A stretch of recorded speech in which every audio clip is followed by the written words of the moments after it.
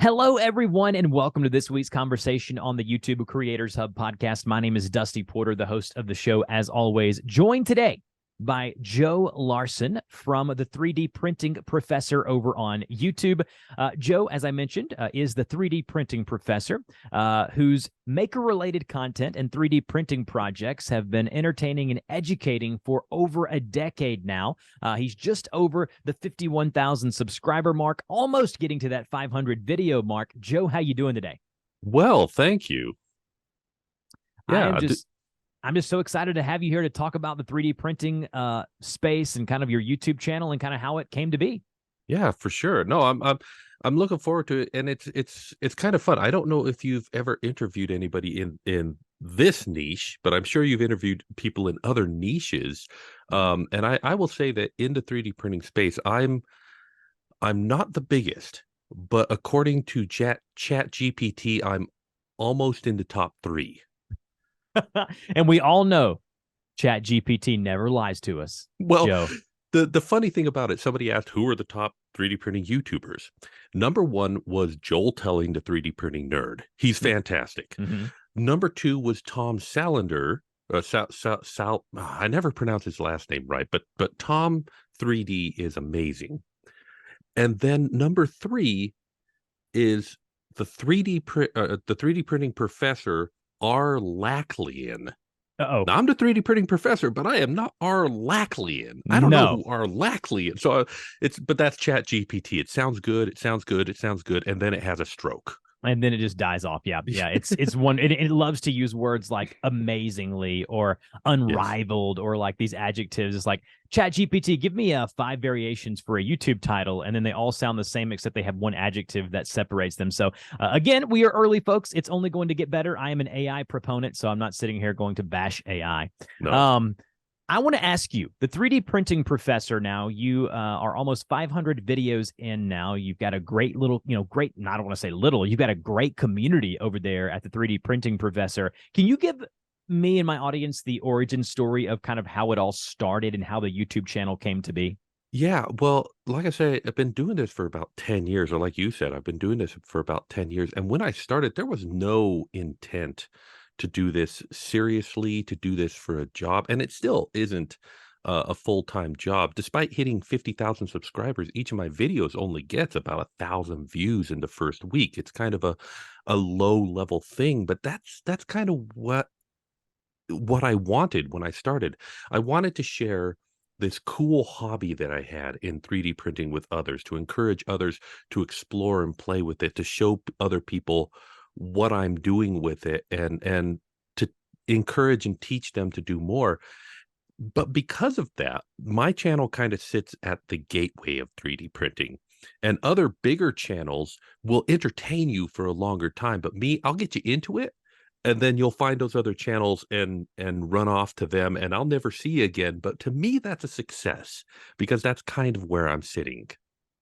So as far as, explain that a little deeper. What do you mean by that? As far as like you're kind of the baby's first steps of 3D printing, of kind of dabbling or dipping your toes into the space, and then if you want to go beyond that, you may need to go and seek content elsewhere. Is that kind of what you're getting at?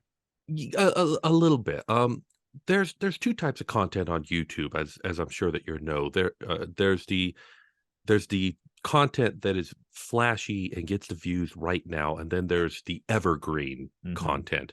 And I will always tend towards making evergreen content. Now, the problem with evergreen content is it doesn't get on people's recommended tabs, because it doesn't have that grab for the first little bit. But if you're searching for something, hopefully my videos come up because they are relevant to what you're searching for.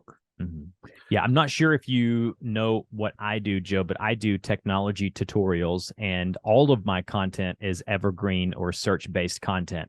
Right, so you get it. So I understand exactly what you're trying to do.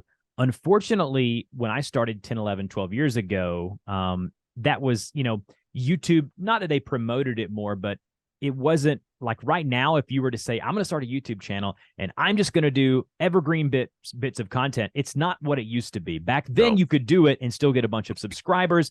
Yes. Now, you can still get the views, but the subscriptions and things like that may not come like they used to. So I love evergreen tentpole type content because it works for you for a long amount of time. A buddy of mine in the space, Roberto Blake, always says he thinks of his YouTube videos as business cards, and they're continuing to work for him 24/7 all throughout the year, even on holidays and things like that, right? So evergreen content is great. Can you tell my audience what are the pros and cons of evergreen content, of creating educational type stuff that really helps people in a space like 3D printing? Like, what are the benefits of doing it that way as opposed to like 3D printing all the cool trendy things that people want to see?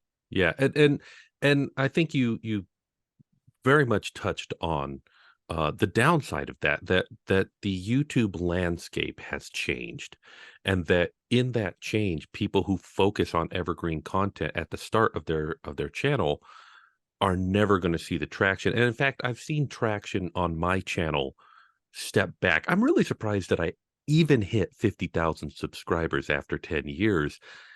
Because yeah, I really, I don't make the content that connects with people emotionally like you're supposed to do if you want to have a successful channel.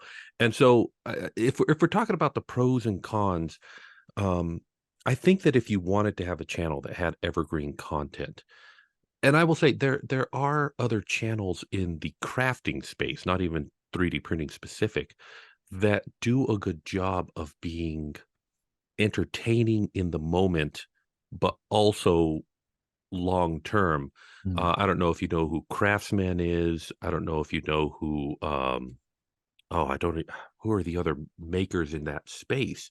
But their content is very fun to watch, and it remains relevant because, you know, the sort of crafting that they do doesn't stop working. Whereas with 3D printing, if I do a video today on the hot new 3D printer, Bamboo Lab, whatever, who knows if that'll be relevant in 5 or 10 or whatever years, you know? Yeah, the good example that I use for what I do, it's software. So like until the software gets updated, which is frequently, but sometimes it can go years, in between, people can still get value. And even then, people are still using old software because they can't afford the newer versions, right? So there is there is a little bit of kind of, not a little bit, but a good bit of long tail there. The example I like to give is I interviewed a guy 4 or 5 years ago here on the podcast where he did guitar tutorials. And he did this series of tutorials showing people a single video of how to play a G chord and then how to play a C chord. Those videos will never go out of style because for the end of time, you will play a G chord like A this G chord will and a still C be chord played, like this. yes. So it'll continue to get those views as long as YouTube keeps picking it up in search. And a lot of the majority, not the I say about half of my views come from outside of YouTube, like Google search, Bing, Yahoo, places like that. And even I get a small percentage of like direct to email and people texting their friends or parents like, hey, this is how you do this with this bit of software. Here's a video. And they watch it that way, right? And I will say it does seem like those sort of, like, I'm impressed that you get enough that you can even notice sorry about that. I'm surprised that you get enough of that sort of content that you can even notice it coming in, because generally speaking, for some reason, unless your content's probably so top notch that you get hundreds of people emailing their moms about them, but it seems to me like, despite the fact that all of these numbers have people behind them, every single click is a person. It feels like the people coming through Google search is just this uncountable mass. Whereas the people doing email probably count on both hands, Yeah, I think that doing software like what I do, it's probably more tailored to do that. As far as like, especially during the pandemic, I saw a big uptick in like people trying to use Zoom and had a live stream, and so I had a bunch of content in regards to that type of stuff, and so it kind of fit that mold. As far as your YouTube channel now, what has been the most surprising thing for you now that you're in a decade plus of YouTube? What's been the most surprising thing for you so far? Surprising. Yeah, I wasn't ready to answer this one. It's been such a slow burn and such a slow growth for me. I didn't get into this to be famous or be I just had this thing that I wanted to share with people. I think the surprising thing is when people are contacting me and wanting to send me free stuff. I think a lot of people, when they get into YouTube now, they're like, oh, hey, I see that dude. He's getting a bunch of free stuff. I want to be like him. And so I want to, well, keep in mind, I got there because I started 10 years ago when the YouTube algorithm was different. And if you want to get in now and if you want to get the free stuff, which is I think what a lot of people who won't get in are motivated by, um, the best thing to do is start 10 years ago. If you're starting now, it's a different game. It's a different thing that you have to do that, and you really have to take it much more seriously. I didn't take it very seriously. And yet when, companies contact me and they're like, "Oh yeah, we want you to show off our latest 3D printer and our latest equipment." I'm like, "Seriously, me? Have you seen my content? Okay. Yeah, sure, I'll set it up. I'll do a video on it." What do you think has changed the most in 10 years on YouTube as far as when you first started until now? What are some things that new creators and even myself and you have to deal with now in 2023 and beyond that used to it just wasn't the case? Oh boy, I wish I could say commenters, but no, we had to deal with commenters 10 years ago. Although I will say, um, if your channel is getting commenters that you absolutely hate, people who are, for lack of a better word, absolutely toxic, take that as a compliment because it means that you're being noticed by the greater community of people out there. It means that you've done something, hopefully something right. Now, that said, it's really easy to get engagement on YouTube by spouting misinformation because, boy, people are going to run to your comment section and point that out. And so if you're getting noticed for the wrong reasons, hey, I can't help you. But if you're making efforts to get noticed for the right reasons and you get people in your comments who are making you tear your hair out, uh, take that as a compliment. You've done something right. You've been noticed by the greater world, by the greater community. You've hit a new tier. Um, and that's part of the baggage that comes along with it. But along with that also is uh, the notoriety, the authority that comes with that, that people will look to you and go, "Oh, he knows something or she knows something. I can ask them my questions," and you can be a force for good in the world. Yeah, sometimes we forget that it is a platform that elevates our voice above others because we are willingly putting ourselves out there, and sometimes without us even knowing, we've become an authority in a topic or a Yeah. subject. And sometimes the things that we say or do or create can have an impact and move the needle in certain spaces. So I could not I agree more. I can give you a really good example, and this is a cautionary tale as well. One of the things that we learned early on in 3D printing is that a print needs to stick to the build plate and then release when it's done. Seems simple, right? But the actual mechanism of doing that, we were still figuring it out 10 years ago. One thing that we figured out, and I've got a can of it right here, is that if you take hairspray and put it on your build plate, that your print will stick during the print and it will release when the print is done. So there, hey, hairspray. So I did a video showing people how to put hairspray on their build plates. What I didn't say in that video is that hairspray has a propane accelerant. That smell that you smell when you spray, when you put a match in front of it, that foof, that's propane that they use to pressurize these things and make them fly out. And if you do not use that in a well ventilated space, you are filling your space with a flammable material. Well, a little while ago, a young man was using a 3D printer in an enclosed space in his parents' magic shop on top of a bunch of flash paper, which I don't know if you know what flash paper is, but it's a thing that magicians use that you light up and it goes foop. And something went foop and he died. Oh Yeah, no. it's not funny, but the thing is they found 3 empty cans of hairspray on the site, and they blamed his death, not on the flash paper, but on the hairspray that he was using to hold things to the build plate. And I was the dude with the video that told people to put hairspray on their build plate. So I got a lot of heat for that. Hmm. Since that time, safety first has been my motto. I always think about and talk about the safety of the things that I'm doing. Now, I'm not so like, okay, hairspray killed a dude. Not really, but let's pretend that it did. Does that mean that I'm not going to use hairspray? Well, no, I still use it because it's effective. But safety first means be aware of where you're unsafe and adjust for that. Don't use hairspray in a enclosed space. Use it in a well ventilated space. You know, resin 3D printing has a toxic material when it's uncured.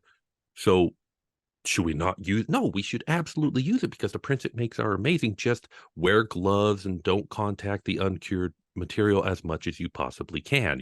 Don't use it in the house where you've got cats or children that could get into it. Take safety precautions. Be safe while you're doing something cool. I'm never going to take the stance of if it's unsafe, don't do it whatsoever. No. If we took that stance, none of us would leave the house in the morning. As far as the YouTube channel goes and people starting a YouTube channel, you've been doing this now for a long time, as have I. What would be some pieces of advice that you would give people who are starting or trying to grow a YouTube channel right now in 2023? Yeah. And that's the thing. I really don't know the answer to that one because I tried to start another channel. I will say this. If you're going to start a new channel right now, um, if you want it to be successful, you have to take it seriously. This can't just be an evening. Well, I mean, it can be an evening, but it's got to be like every evening. If you have a family that needs your time and attention, if you have other things that you're doing, if you're a student, if you're a kid, if you've got time for it, great. You've got time for it. Go for it, do it, and you will do amazing things. But if I were starting a YouTube channel now with a young family that I need to give my time to, I'm either going to lose a lot of sleep, which is common for people Mm. starting YouTube channels now, or I'm just not going to be successful. It takes a lot more time and a lot more effort than you might initially think, and you've got to give it to it. Or I won't say don't do it. I would say consistency is key. And if you can only produce one video a week, if you can only promote one day a week, if you can only put that much time into it, as long as you're putting that time into it regularly, and as long as you're not like, well, you know what, this week I guess I'd rather go do something else. Give it that serious attention. And even if it's just a little bit, be consistent with it.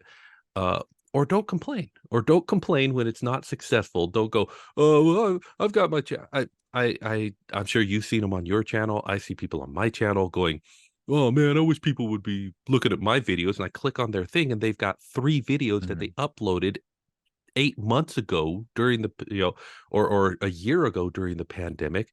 And I'm going, well, of course nobody's going to click on your 3 videos. They got 2 billion others that were uploaded this minute, Yeah, I you know? think that just having the right expectations. I do agree with you that it is a time investment greater than what most people expect.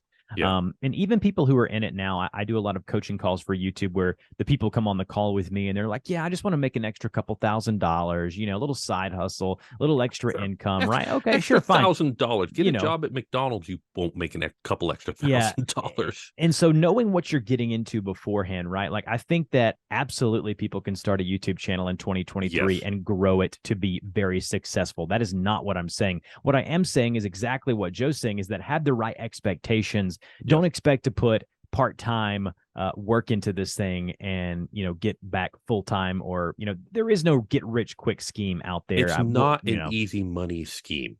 no. It's not. And people expect it to. And part of that is I've got over on my wall the iceberg of success illustration. And you should look that up.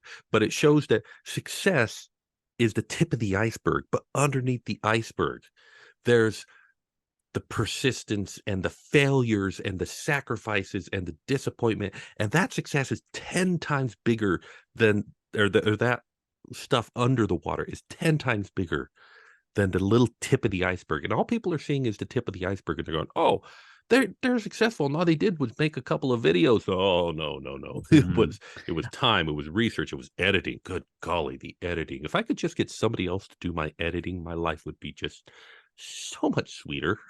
I think of it like compound interest in a way, In in a way. that all of the time and things that I do behind the scenes, it's kind of like fitness, right? Like things that will compound. If you want to be fit and healthy, you have to do the mundane, boring tasks of eating well, going to the gym, getting your steps in. And regularly Right. all the And time. it can't be, you can't do it for 2 weeks and all of a sudden you look like Brad Pitt in his, hey, whatever. You've really got to put in the time and effort. And those are things that people don't see. What you do see is the front facing things of, oh my gosh, that YouTube channel has 1 million subscribers. They get hundreds of thousands of views every day. Well, the reason they're there is because they were here first, right? So understanding the journey and not trying to get the cart before the horse, as we say here in the South. So, Yeah, yeah. Joe, I completely agree with you there. What is something that you wish you would have known sooner, though? Like for you, like looking at your channel now and seeing what's successful and what works and the community you've built. What is Yeah. something that you wish you would have known related to YouTube sooner to help that might have helped you grow even quicker? Well, I'll tell you the truth. My entire life, I recently wrote up. So one thing that I'm known for is these little interlocking building blocks that I call printer blocks. 3D printers. One of the first thing people think to do with them is Legos, and Legos don't 3D print very well. Most 3D printers can't do them very well. So I created one that does work very well. And somebody recently asked me a question. I ended up writing up on my blog.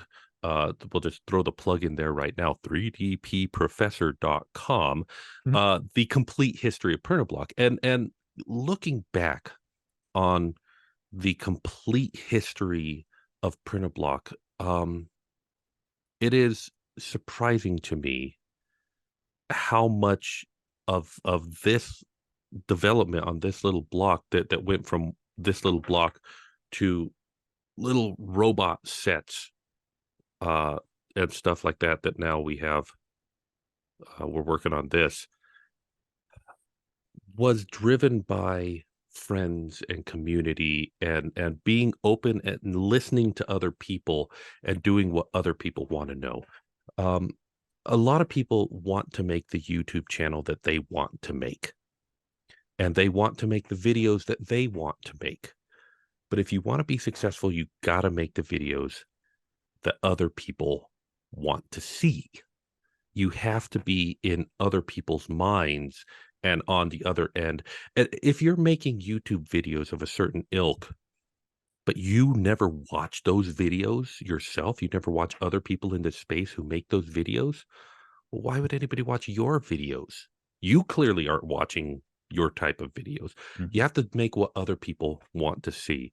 The other thing, that surprised, the other thing is, as I wrote up that history, I realized I'm an idiot. Not realized. I've known this for a while. Um, at one point, I wanted to be a teacher, but I thought I needed life experience to be a teacher. And then somebody was like, you could just go to school to be a teacher. And at one point, I wanted to do software development because I was doing software development in the weekends and free time, but nobody gets paid to do this. Joe, people get paid to do this.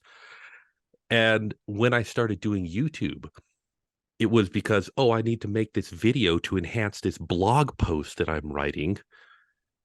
But it's about the blog post. Joe, YouTube can be its own thing, you know.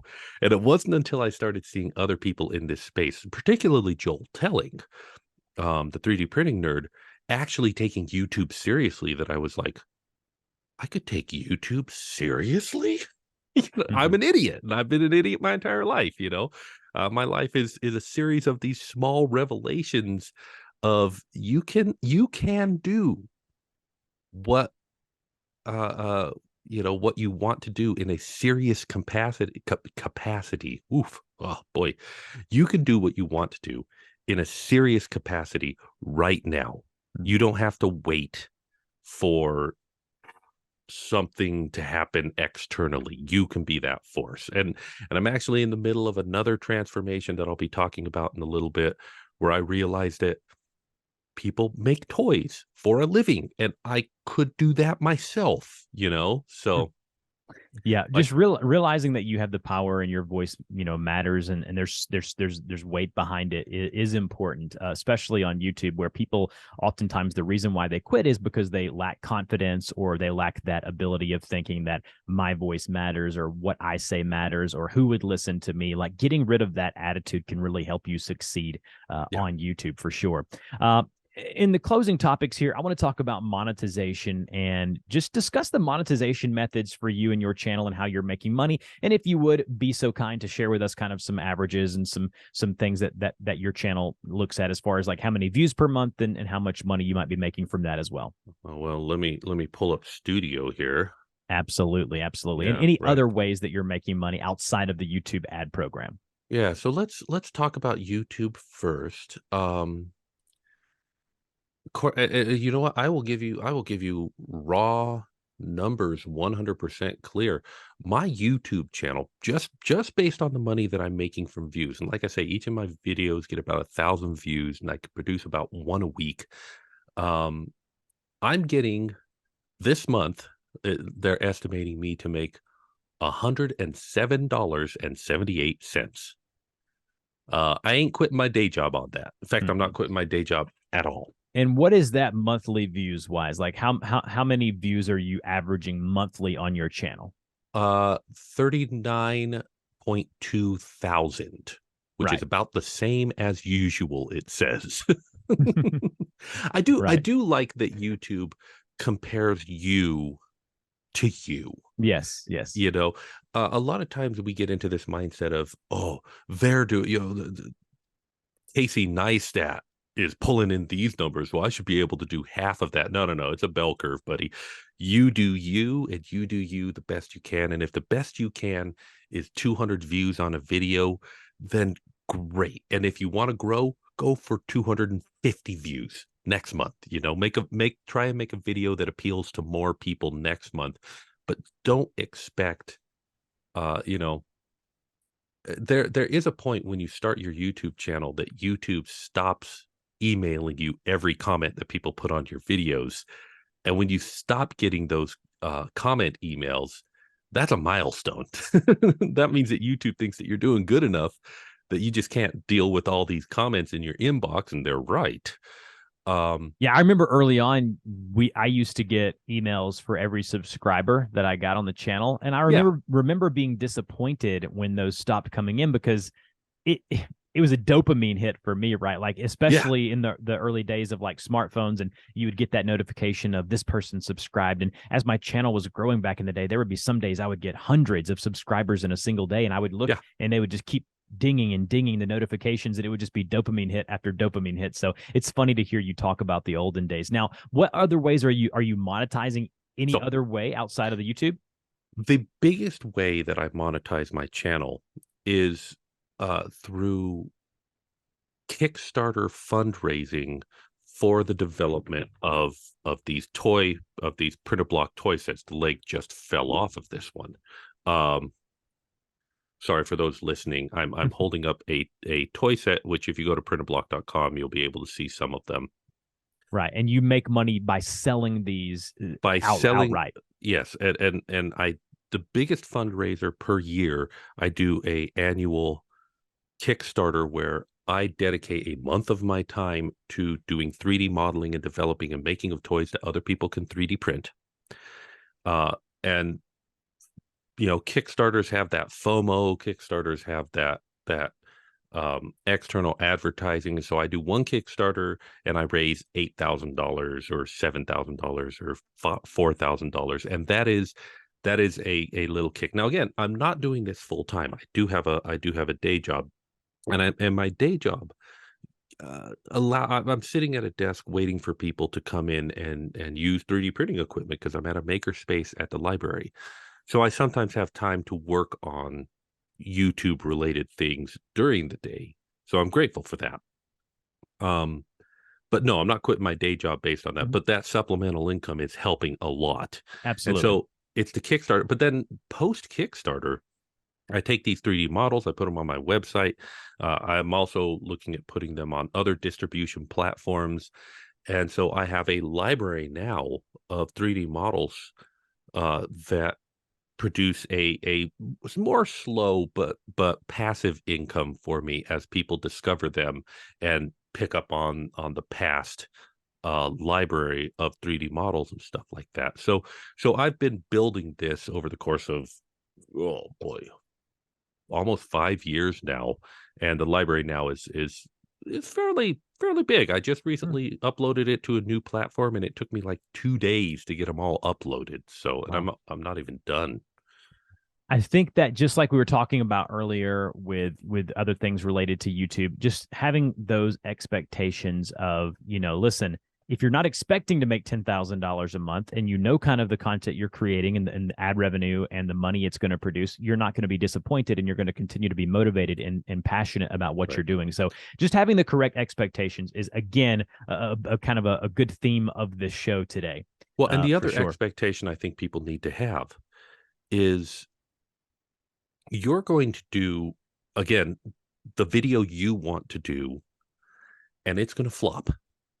And then you're going to do another video that you want to do, and it's going to flop. And then you're going to do another video that you want to do, and it's going to click with people, and you're going to get, you know, twice or 3 times or 10 times as many views on that one video. You've found your niche, and you need to just double down, triple down, quadruple down on that one topic. Because if you're like, oh, well, that was successful, now people are going to like that other stuff that I do. No, they aren't. They've told you what they like. Keep doing that. And I know so many people who get into YouTube and they're like, but I don't want to do just that type of content. Well, buddy, YouTube wants you to do just that type of content. People want to see more of that type of content. Another maker YouTuber that I follow, what's his name? Donovan. I'd have to look him up, but he did some Lego, like oversized Lego toys, and those videos are huge. And he doesn't want to do all oversized Lego toys all the time, but every time he does it, it's a Yeah. success. Guess what, buddy? You're the oversized Lego toy guy. Yeah. Just accept it and go with it. I think it's a balance, right? Of knowing if those aren't things you're having fun with or passionate about, that's fine. You can do the other stuff. Just again, know what does well on your channel, know what's going to be successful, and just know when you do those, they're going to pop off, and that's going to be kind of the thing that you're known for. And so that's why people got to be careful when you create content. Just know that it may take off, and it may be the thing that I had a guy on a few months back who said he made a video about police stuff, police topics, and it blew up on his channel, and he hates talking about police stuff now, and it's just kind of rubbed him the wrong way. So knowing when you put stuff out there, it's going to happen. So Joe, this has been an amazing conversation. You guys can find everything you want to know about Joe. His YouTube channel is 3D Printing Professor. I will have his website linked in the show notes as well. Thank you so much for joining us today, Joe. Hello, everyone, and thank you for listening to this week's episode of the YouTube Creators Hub podcast. I really do appreciate it. Don't forget, you can subscribe to the show for absolutely free in your podcast player of choice. Also, there are ways you can connect with us. You can support us by supporting our sponsor, TubeBuddy, as well as supporting us over on Patreon to get access to our creator Discord community. And I also offer YouTube coaching and consultation, YouTube channel reviews, and just overall business coaching if that's something that you are wanting to look into. So make sure you check us out there, and we'll see you next week.